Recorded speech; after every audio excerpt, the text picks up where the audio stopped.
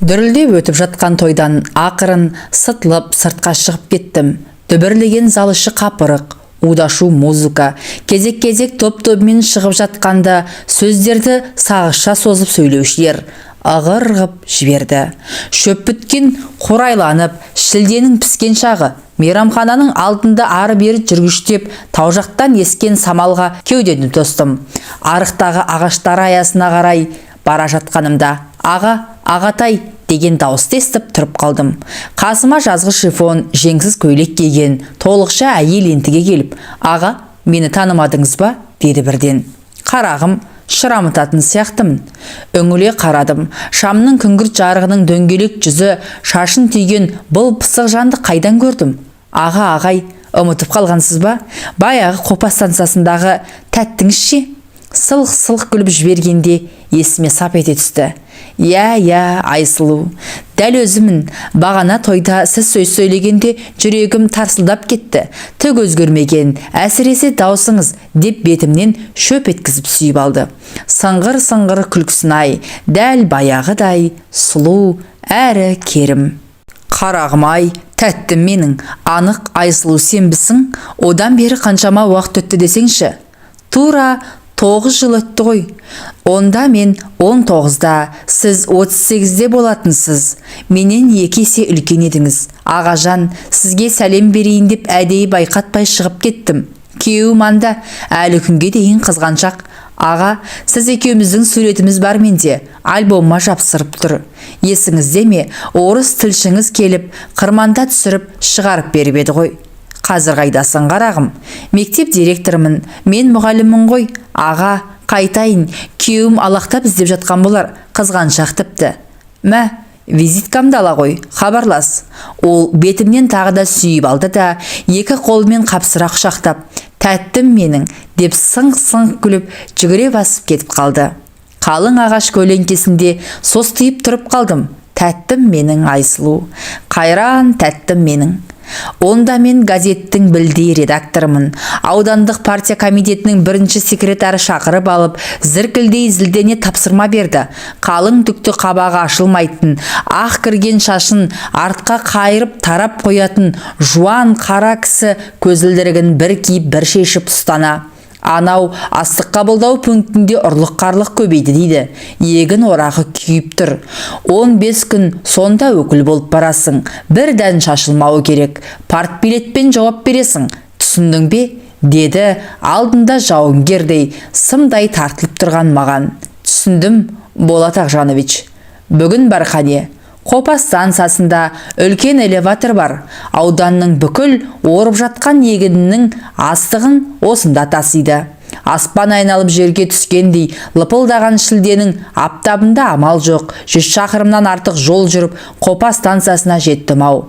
Бұл ара 9 жолдың торабы, күзілдеп ысқырып-пысқырып пойыздар өтеді. Қара жолдың шаңын бұрқыратып, нән-мән машиналардың бірі келіп, бірі кетіп жатады.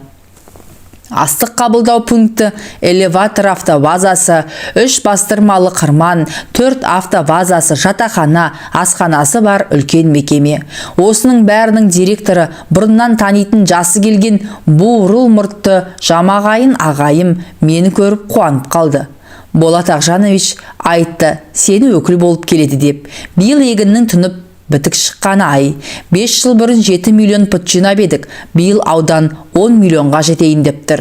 Жүр, саған бөлек жай, тыныш жерден дайындап қойдым, деп бурыл мұртын сипап жатын орнымды көрсетті. Бұл аудан облыс басшылары келсе тынығатын жер еді.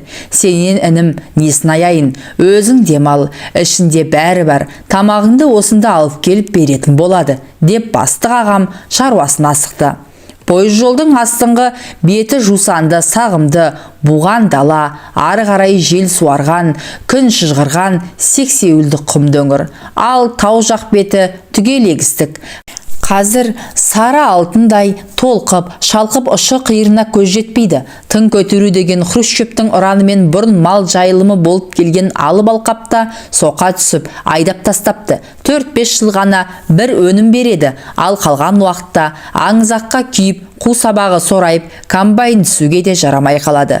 Биыл егін ырғын, елдің бәрі көңілді, ала шапқын, жуынып шайынып болып далаға шығайын дегенімде есік тақылдады.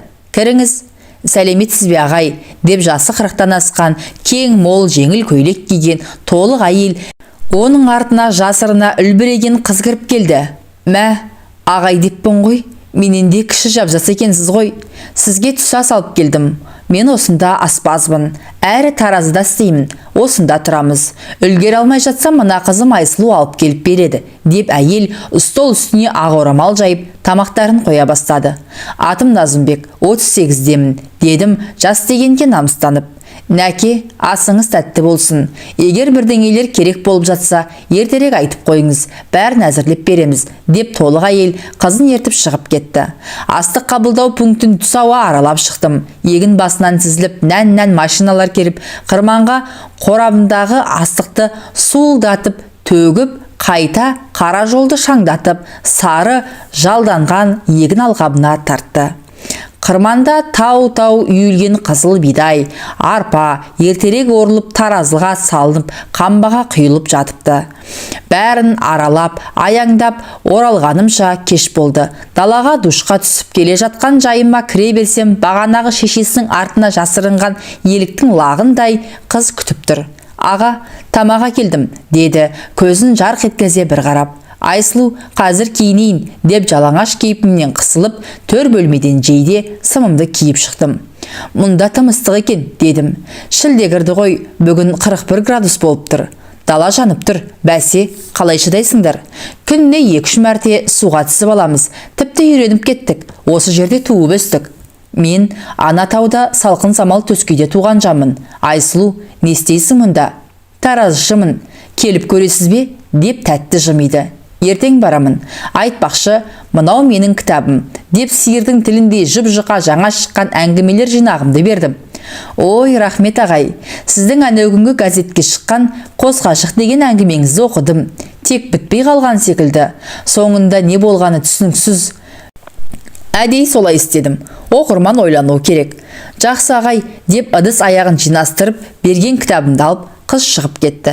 Электр жарығын жақпай, кешкі қараңғылықта біраз отырып, далаға шықтым. Екінші қауым түні бойда тыным таппайды. Қаздай тізіліп, 5-6 комбайн шамдарын жағып алып, теңізде жүзген қайықтай, алыста егін орып жатыр. Гүж-гүж еткен ауыр үлкен машиналар легі де тоқтар емес. Бүкіл станса, элеватор, астық қабылдайтын жердің бәрі самаладай жап-жарық. Төменгі құм өңірімен ыстық леп соғады. Дала әлде лапылдап тұр. Қайта бөлмеге кіріп, салқындатқыш кондиционерді қосып, телевизор көріп жатып, ұйықтап кетіппін. Ертесіне сергек тұрдым да, егін басына тарттым. Бұл жартасты совхозында өмір шықпаған астық ырғын бөсіп, 4 бөлімшені аралап шыққанша, аптап күйіп тұрған күнде батыс иекті түгел қызыл жалындатып, саңа әзер семді. Іңірде станцияға келіп, суға түсіп, салқындап шыққанмын. Бүгін қырғыз артистері келеді. Қазір концерт қоймақшы. Соған жүр қарағым, деп пункт бастығы арнайы шақырды. Дала қосынында сүргізілген сәкілерге отырып, біразы қара жерге малдас құрып, даладағы сахнадан концерт көрдік. Айсұлу шешесі, өзінен айнымайтын сіңлісі үшеуі келіп, бір бүйірдегі жерге жайғасты. Өздері кішкентай орындықтарын ала келіпті. Комбайншы, шофер, қырманшы қыз келіншектер топ-тобымен келді. Жігіттер дабырласып темекісін тартып тұрса, орамалдарын шешіп шаштарын тарап, сәндене қалған бойжеткендер сылқ-сылқ күліп, бір-біріне тығыла түсіп, жан-жақтарына ұрлана көз салады. Ауыл шаруашылығы институтының студенттері лаборант қырманшы болып бөлек жатақханада жатады. Күндіз күнге толыққан жүздерін орамалдарымен тұмшалай байлап алған олар құлпырып кетіпті. Алдыңғы қатардағы екі аралықты орындықта бурыл мұрт пункт бастығы екеуміз жайғастық. Шіркін, далада шырқалған әндер қандай. Әсіресе гармонды кері тартқан қырғыздың жаныңды үзілдіріп, тебірентіп, телегей теңіз сезімге шым батырып алып кететін әндері қандай десеңші. Сыңқ-сыңқ етіп, қара қомызын тартып келіп, жапан түзді жаңғырта айтқан сазда әуенде төгіліп жатты. Концерт біткенде бурыл мұртты бастық сахнаға шығып рахметін айтып, енді жазушы ауданымыздың өкілі Назымбек Қалиевке сөз береміз дегені. Алатаудың күнгейін, теріскейін телемген, түйенің қос өркешіндей қазақ-қырғыз ешқашан енші бөліспеген бауырларымыз. Манастай алып батыр ұрпағы өнерпаздарының шырқаған әндері бойымды балқытып, шымырлатып, жанымды жадыратты. Өнерлеріңіз өрге жүзсін, өмірде де, өнерде де биіктен көрініңіздер дегенімде бәрі түк тұрып қол соқты. Анадай жерде шам жарығында жанары жарқылдап, аппақ тістерін көрсете күліп, Айсұлу шешесі екеуі алақандарын аямай шапалақтап тұрғанын көзім шалды. Студент қыздар да кете қоймай шоғырланып, маған тақап, жазушы ағай, кітабыңызды бересіз бе? Не жөнінде жазасыз? Махаббат туралы жазғандарыңыз бар ма? Деп сұрақтарды төпелеп қоя жөнелді. Бұл Назымбек Қалиев деген ағаларың өте мықты жазушы. Біздегі кітапханаға кеше кітабын беріп қойған. Содан алып оқыңдар. Бүгін таң қараңғысынан кейін сонау бурылы, Жарастыдағы дейін жердің бәрін аралап жаңа келді. Ағаларың осында болады ғой, қазір демалсын деп, бурыл мұрт бастық мені қоршай алып, сыңғырлаған қыздардың арасынан суырып алып шықты.